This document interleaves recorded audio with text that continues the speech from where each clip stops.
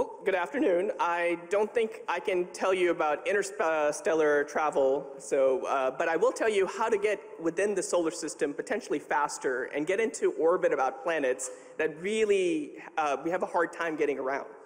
And that's going to be through a technology called Aerocapture. And as Jean-Pierre mentioned, I am Soumyo Dutta. I'm from NASA Langley. So I'll mention what Aerocapture is, where it can help, and I'll look at a couple of point designs, Uranus Aerocapture and small satellites. So what is Aerocapture? In general, it's an orbital maneuver where you're using the drag of the atmosphere to get around a orbit around the planet. So for example, there's Neptune with its orbit, and you come in interplanetary trajectory. You go through the atmosphere. You actually have an aeroshell, very similar to the entry, descent, and landing that we do on other planets like Mars. And when you come out, you have dissipated enough energy that now you're in a captured orbit. You're not in the final orbit that you want, but you're in an orbit around the planet and not in interplanetary trajectory anymore.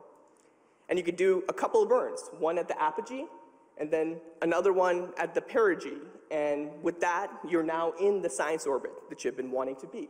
And this is not the same as aerobraking, which we have done successfully on Mars and Venus, where you go into the atmosphere several times. You only go into the atmosphere once.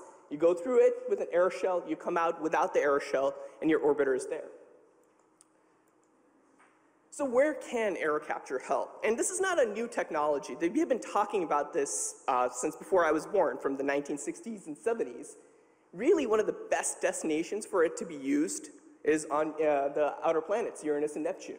The typical propulsive missions, the missions that we're actually considering going to Uranus, the Uranus Orbiter Probe mission that the NASA's decadal survey called the #1 flagship destination, it needs about 50% of its mass to be propellant.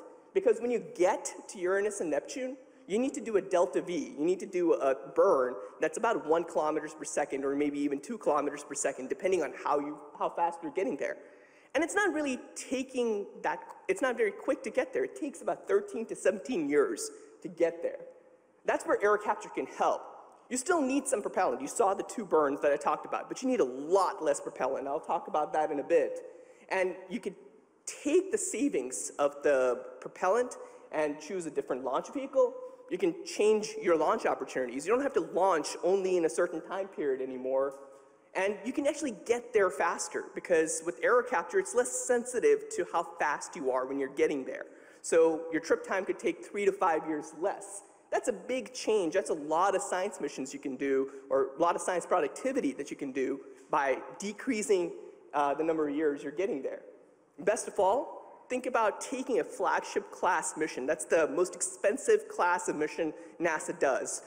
$1 billion plus. You're taking that same science payload, but you can now put into an aeroshell that can not take 50% more propellant. You can save time on operations budget. So now you can potentially take that flagship class mission into a cheaper class mission like a New Frontiers. It can also help in small sats. I'll talk about that in a bit. With small satellites, you're cost constrained. But if you want to do small satellites for planetary missions, you still have to find a way to get into orbit about those planets. Well, how do you do that? How do you capture all the propellant in a small satellite while also doing your scientific payload? Well, if you put it in an aeroshell, the aeroshell could do your delta V for you by going through the atmosphere. You could have potentially 50 to 80% more useful mass on orbit. And you can also use it for human Mars missions or human missions in general. This hasn't been looked at as much in the recent past, but it was considered only in the 2000s. And this could lead to a reduced time that humans are exposed to radiation, because you can get there faster on an Aerocapture mission, and could reduce orbital mass.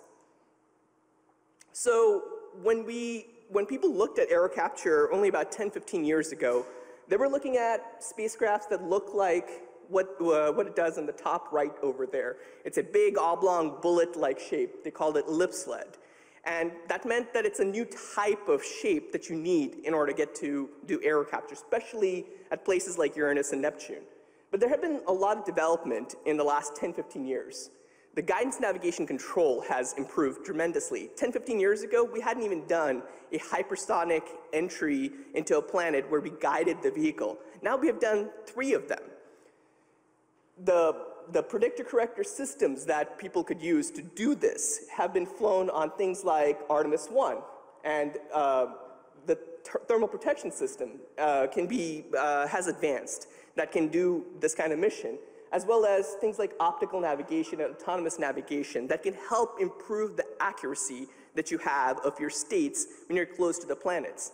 All in all, when you start putting all these three things together, which have advanced in the last 10 to 15 years, you don't really need that bullet-shaped ellipselet anymore. You could start looking at things that you have flown before.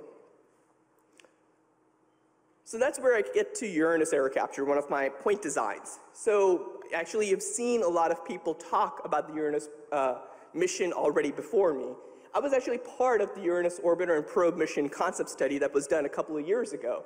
And that study does not look at Aerocapture. They want to do a propulsive system design to get to Uranus.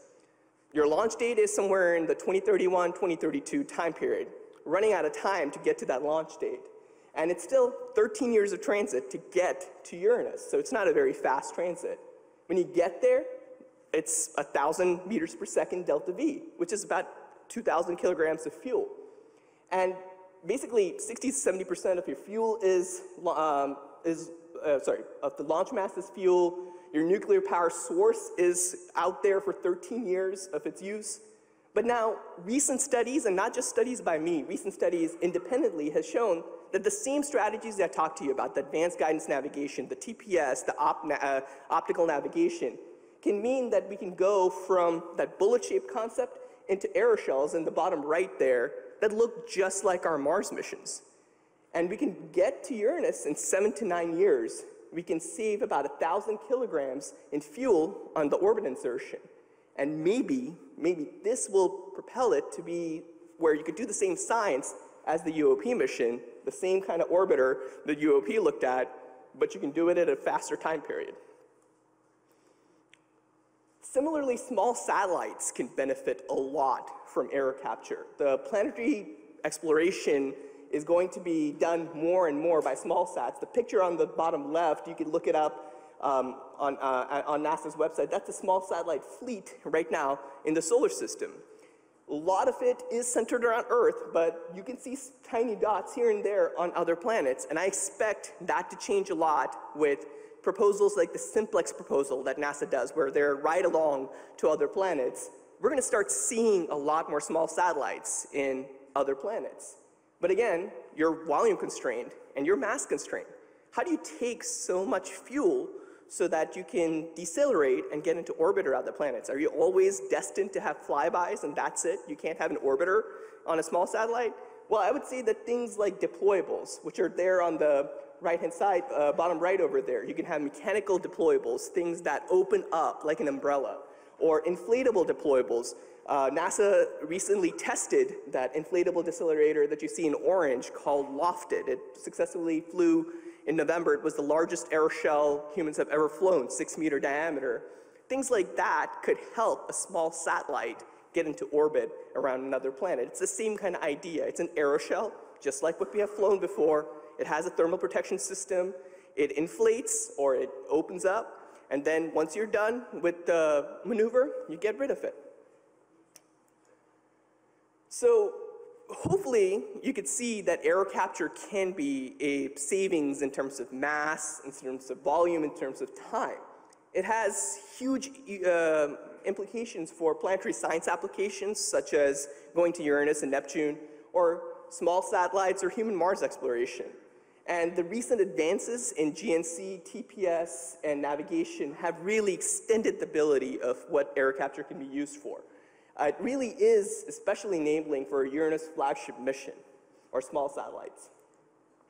I want to finally leave you here with some references. So Aerocapture has appeared in the literature since the 1960s, and there's 3 white papers that have QR codes there that were written for the 2022 Planetary Decadal Survey to talk about Aerocapture in different forms. Aerocapture for ice giants, aerogravity assist to enable Enceladus missions, and a small satellite Aerocapture. So I recommend you check it out. Thank you.